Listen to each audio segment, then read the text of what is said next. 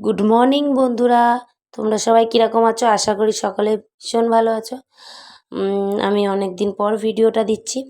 তো শনিবার দিন মানে শুক্রবার যে বৃষ্টি হয়েছিল, তো শনিবার দিন সকালবেলা উঠে আমি ঘরের কাজটা সারার পর আমাদের যে নতুন বাড়িটা তৈরি করছিল, মানে আমার মা বানিয়ে দিচ্ছিল, তো ওই বাড়িতে দেখো মানে মিস্ত্রিরা কাজ করেছে, কিন্তু কোনো ঘরগুলোতে একটাতেও ফাঁক রাখিনি। তো ওই জলগুলো সব জমে আছে। তো বাবা আমাকে বলেছিল যে ঘরের দেখ কত জল জমে আছে ছাদের উপর, ছাদ নষ্ট হয়ে যাবে, জলগুলো পরিষ্কার করার জন্য বলেছিল। তো আমি বালতি করে জলগুলো সব তুলে তুলে দিচ্ছি, আর আমার বাবা দেখো বুড়ো মানুষ জলগুলো সব বাথরুমে নিয়ে গিয়ে গিয়ে ফেলে আসছে। কি করব, মানে আমিই করতাম। তো বাবা বলল তা আমি ফেলে দেবো যখন, তো আমি বললাম ঠিক আছে দাও, আর আমি প্রত্যেকটা বালতি হাফ বালতি করে জল ভরে ভরে রেখে দিচ্ছি, আর বাবা গিয়ে গিয়ে মানে জলগুলো সব ফেলে দিয়ে আসছিল। কিছু করার নেই, জল না ফেললে আবার পরিষ্কার হবে না। তো মা বলেছে মিস্ত্রিগুলোর সঙ্গে কথা বলে মানে জায়গাগুলোকে আবার কোনো মানে যে ঘর আর রান্নাঘরে ফাঁক করে দেবে, কারণ বাথরুমে আছে, বাথরুমের জলটা আটকাচ্ছে না, আর ঘরের নেই, যে কারণে ঘরের জলগুলো আমাদের পরিষ্কার করে তুলতে দিয়ে হচ্ছে। তারপরে এই যে ঘরটা দেখো পরিষ্কার করে তুলে দিয়েছি ঝাড়টা দিয়ে, গাছের পাতা টাতা সব। এটা রান্নাঘর, রান্নাঘরেরও পরিষ্কার করে দিয়েছি, আর এই যে বাথরুমের যে ফাঁক আছে জল। আর এটা হচ্ছে এই যে ঘরের সামনে দিয়ে মানে সিঁড়ি, যে আমাদের আশফল গাছ তারও মানে অনেক ফুল পড়েছিল, সেইগুলোকেও পরিষ্কার করে দিয়েছি পরে। তারপর বাড়ি এসে গেছিলাম, এসে স্নান টান করে পুজো দিলাম। পুজো দেওয়ার পর মেয়েকে ঘুম থেকে উঠে ডাকলাম। ডাকার পর মেয়ে বলল ম্যাগি খাবে, তো ওর জন্য ম্যাগি বানাচ্ছিলাম। আর শনিবার ছিল, তো তারপর ভাত বসিয়ে দিয়েছিলাম, আর এইদিকে ম্যাগি আমার হচ্ছে, তো বিছানাটা তুলছিলাম। আর মানে ভাঁজ করে করে এক সাইডে রেখেছিলাম, পুরো বিছানাটা তোলা হয়নি। আর এইদিকে ঝিঙে আলু কেটেছিলাম, কারণ ঝিঙে আলু পোস্ত করব বলে, ওই কারণে এবার কড়া বসিয়েছিলাম। আর কড়াটা তোমার গরম হয়ে গেছে, ওই জন্য আমি বিছানাটা হাত তুলে চলে এসেছিলাম। তো এই কড়ার মধ্যে ঝিঙে আলু পোস্ত আমি বসিয়ে দিলাম, মানে দিয়েছি। আর এই যে মা দেখো সাঞ্চে শাক বলে এগুলোকে, মা পরিষ্কার করে মানে ধুয়ে রেখেছে তুলে, আর আমি সেইগুলোকে মানে আর একটু ধুয়ে কেটে নেবো। আর এই সাঞ্চে শাক ভাজা সত্যি ভীষণ ভালো লাগে।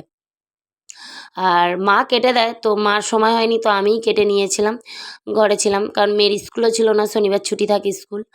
আর এদিকে আমার ঝিঙে আলু পোস্ত হয়ে এসছে। আর আজকে ঝিঙে আলু পোস্তে হলুদ দিয়েছিলাম, ওই জন্য হলুদ হলুদ কালার, না হলুদ না দিলে সাদা সাদা হতো। আর শাক ভাজার জন্য আমি নিরামিষ যেহেতু, তাই শুকনো লঙ্কা আর সর্ষে দিয়েছিলাম ফোড়নে। খেতে বেশ ভালোই লেগেছিলো, খারাপ লাগেনি। তো শাক ভাজা করছিলাম, আর মেয়েও বলেছিল শাক ভাজা খাবে, ও বলে ওরকম।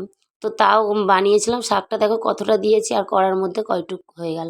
শাক তো ওরকমই হয়, মানে চাপা দিলে একদম অল্প হয়ে যায়। তারপর যাই হোক, আর দুটো পরে কাঁচা লঙ্কা ফাটিয়ে দিয়েছিলাম। আর এদিকে আমার শাক ভাজা হচ্ছে, আর একটা বাঁধাকপিও নিরামিষ মানে রান্না করব। নিরামিষ তো অনেক রকম করলে একটু খেতে ভালো লাগে। আর মেয়েকে ঘরে লিখতে দিয়েছিলাম, ও আমার কাছে দেখো বারান্দাতে এসে লিখছে। মানে ঘরের মধ্যে লিখছে না, আমি রান্না করছি, ও বারান্দাতেও গেটের মুখেও এসে বসে লিখছে।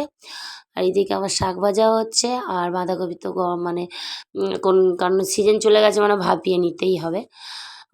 তারপর আমার মেয়ে যে পড়াশোনা করতে করতে দেখো কখন ক খ লিখতে দিয়েছি, এখনও পর্যন্ত লেখা হয়নি। আর কানের মধ্যে নূপুর মানে কানের মধ্যে ঝুলিয়ে বলছে এটা আমার দুল।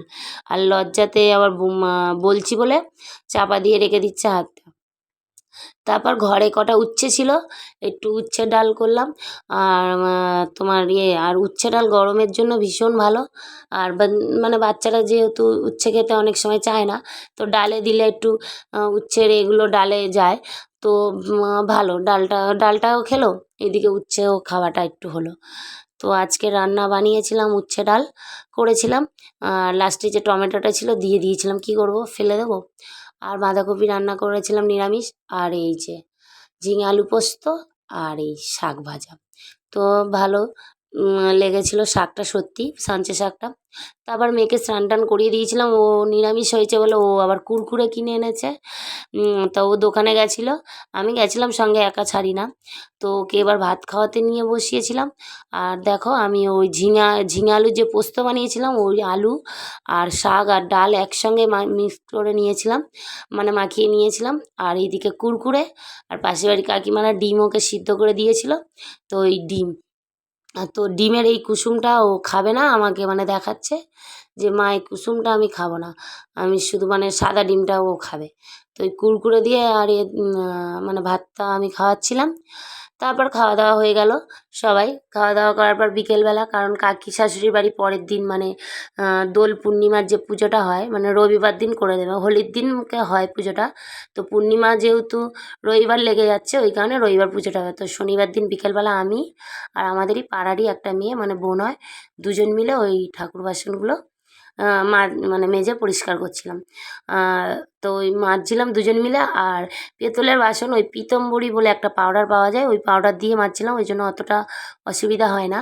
বাসন এমনি তোলা থাকে, পরিষ্কারই, কিন্তু ওই কিরম কালো হয়ে যায়, পিতলের বাসন কিরম কালো হয়ে যায় না, কাঁসার বাসন।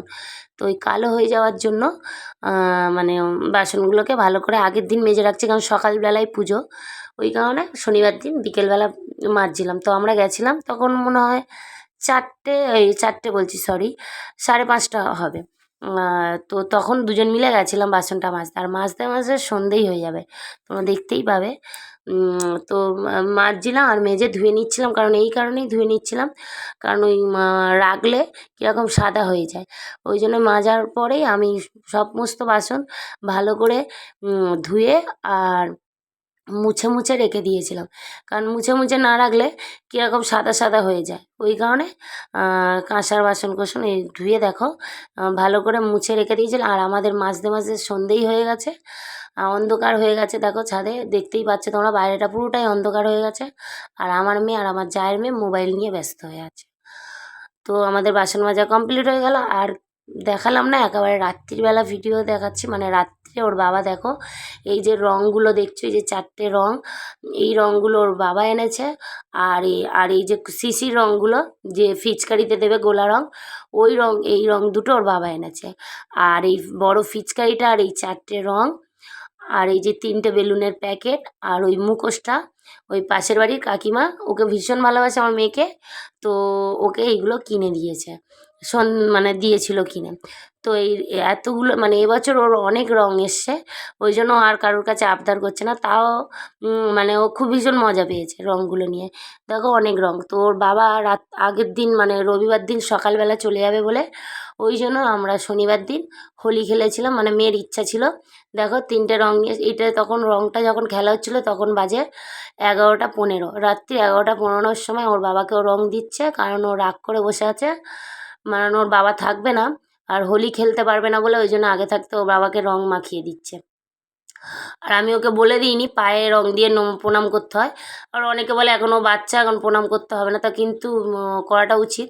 তো যেহেতু ওই জন্য বাবা, মানে ওর বাবা ওকে রঙ দিয়ে দিচ্ছে, আর ও মানে হোলিটা এখন খেলে নিচ্ছে। মানে প্রতি বছর থাকে, এবছর ওর বাবা কাজের এতে বেরিয়ে যাচ্ছে, রবিবার সকালবেলায় বেরিয়ে যাবে, ওই জন্য শনিবার দিন রাত্রিবেলায় হোলিটা খেলে নিচ্ছে।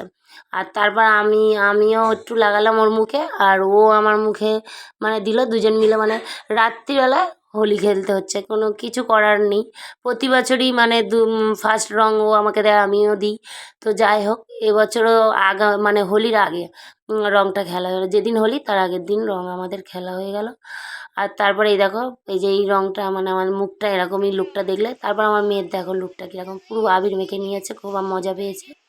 আজকের ভিডিওটা এইটুকুনি, তোমরা সবাই সুস্থ থেকো, ভালো থেকো, আর আমাদেরকে সাপোর্ট করো, পাশে থেকো। Tata, good.